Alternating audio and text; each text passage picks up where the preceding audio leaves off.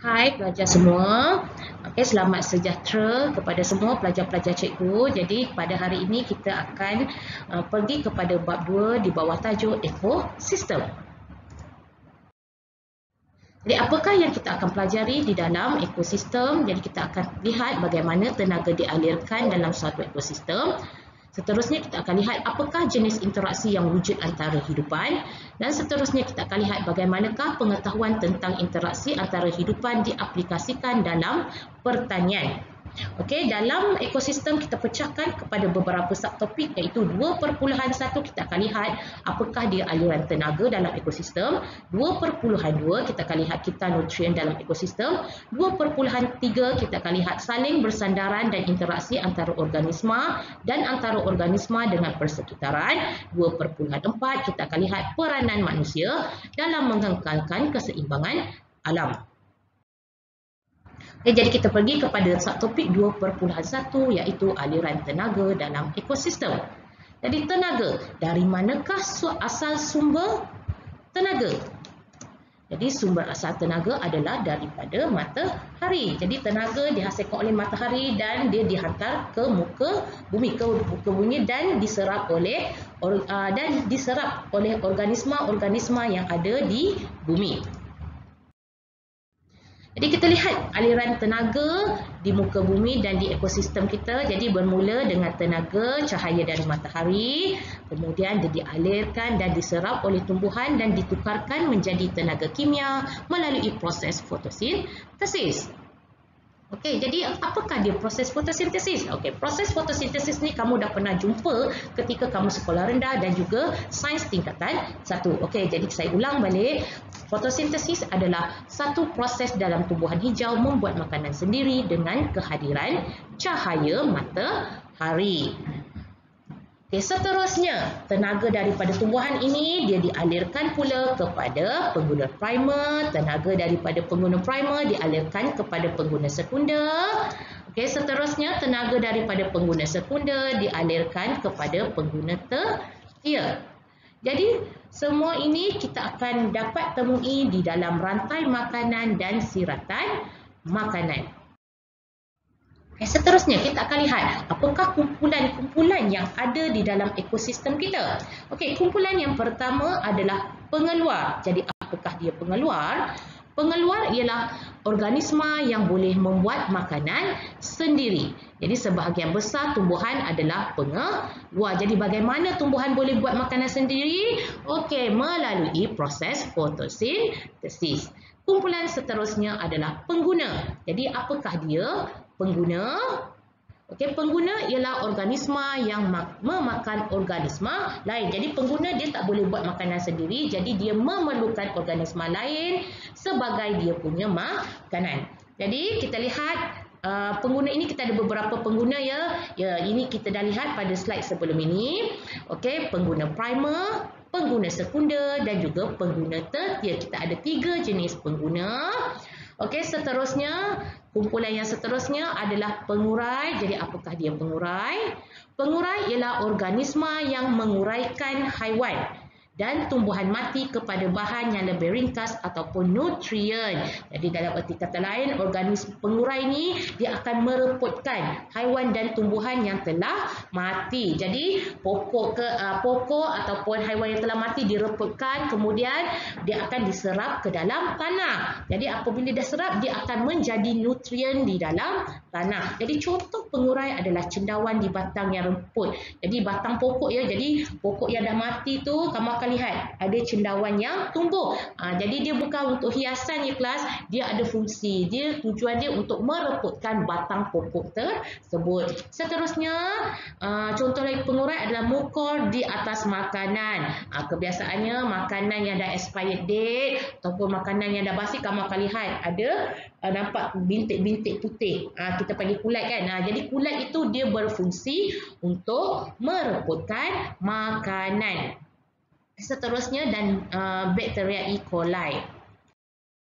Okey, seterusnya kita akan lihat juga pula apa dia rantai makanan. Okey, kamu lihat ya, rantai makanan dia berfungsi untuk menunjukkan hubungan pemakanan antara organisma. organisma. Jadi tadi organisma yang kita ada dalam ekosistem, ingat kita ada tumbuhan, kita ada pengguna primer, kita ada pengguna sekunder dan juga pengguna tertier. Jadi kita lihat, ni contoh rantai makanan. Jadi kita ambil contoh rumput. Jadi rumput ini di bawah kumpulan pengeluar, rumput dimakan oleh belalang. Belalang adalah pengguna primer. Jadi suka saya ingatkan ya, pengguna primer dia akan memakan pengeluar. Dia tak akan makan pengguna sekunder ataupun pengguna tertier, tak. Dia akan makan pengeluar.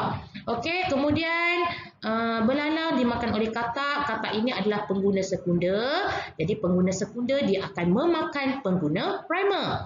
Okey, katak dimakan oleh ular. Ular adalah pengguna tertier. Jadi kamu kena ingat pengguna tertier dia memakan pengguna sekunder. Seterusnya, apabila semua haiwan dan tumbuhan mati ini dia diuraikan oleh cendawan. Okey, bila dia diuraikan dia akan mereput dan menjadi nutrien di dalam tanah, kemudian dia diserap oleh tumbuhan.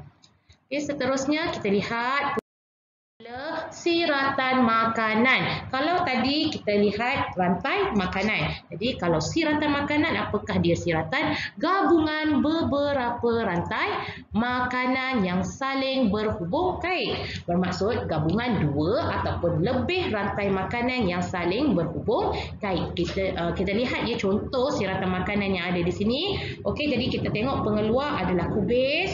Kubis dimakan oleh beluncas, pengguna primer. Beluncas dimakan oleh ayam, pengguna sekunder. Okey. Kemudian ayam dimakan oleh ular, pengguna tertier. Ular dimakan oleh helang, pengguna kuartener. Jadi untuk level kita hanya belajar sampai pengguna tertier. Okey.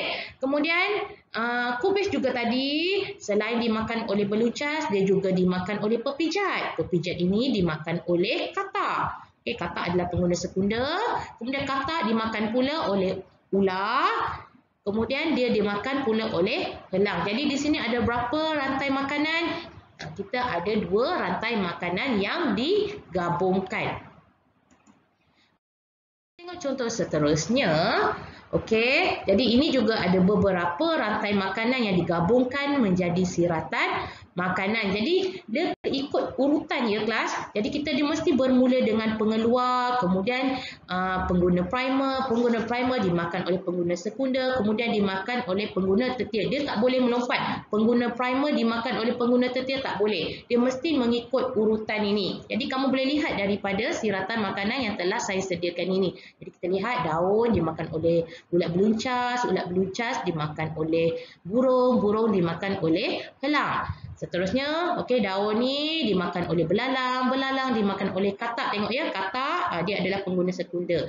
Okey, katak dimakan oleh helang. Helang ini adalah pengguna tertier.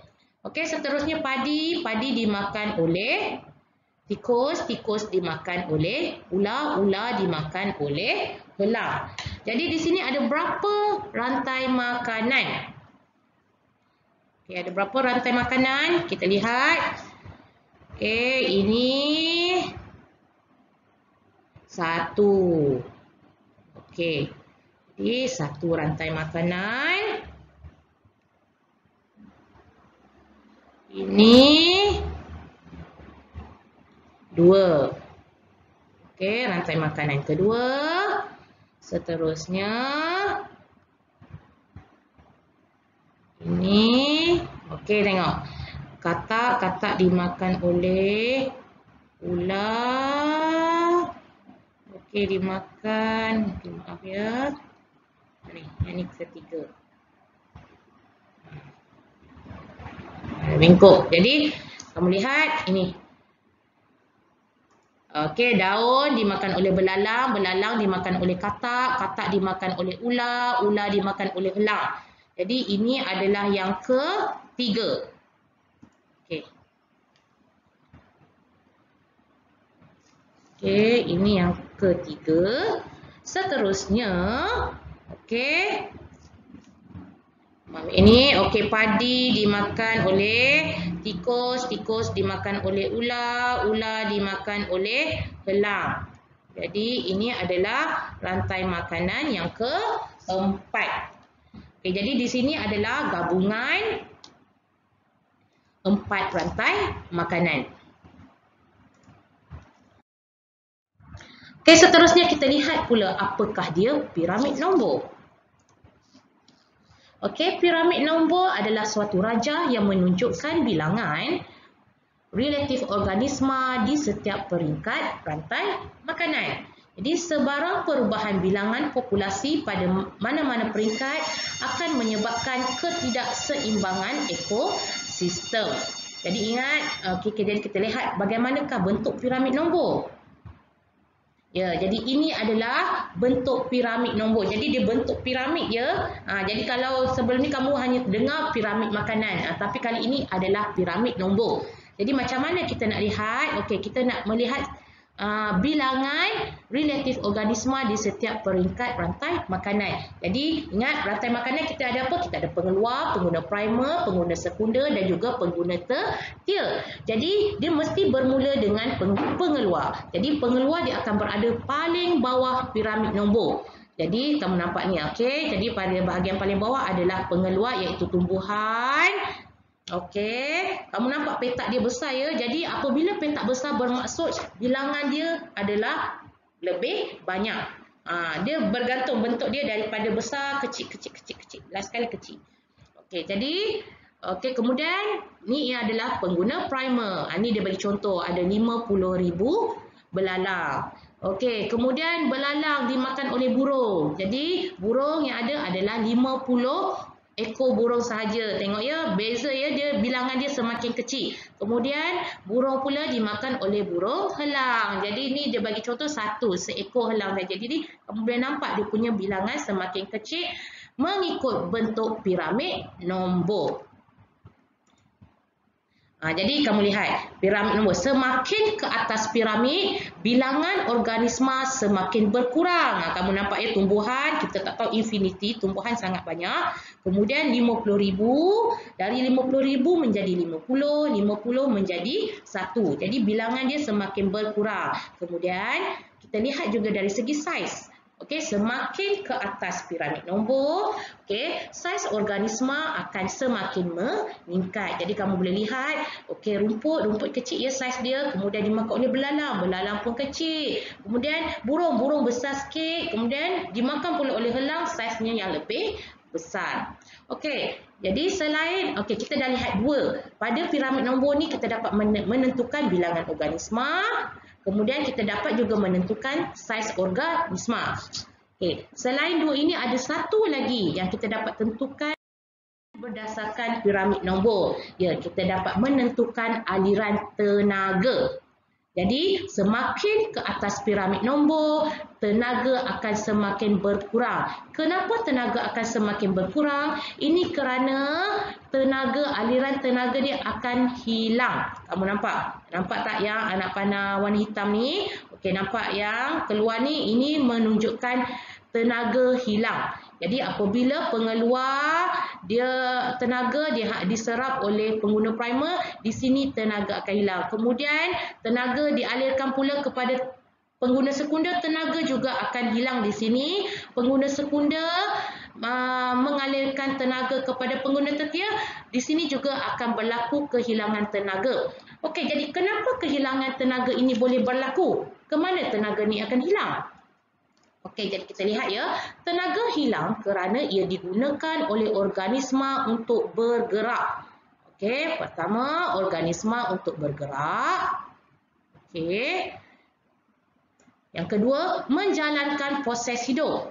Okey, menjalankan proses hidup seperti respirasi dan juga hilang dalam bentuk tenaga dan haba dan kimia dalam makanan tercerna. Yang tidak tercerna iaitu tinja. Okey, hilang dalam bentuk tenaga, haba dan kimia dalam makanan tidak tercerna iaitu tinja. Tinja apa dia tinja kelas?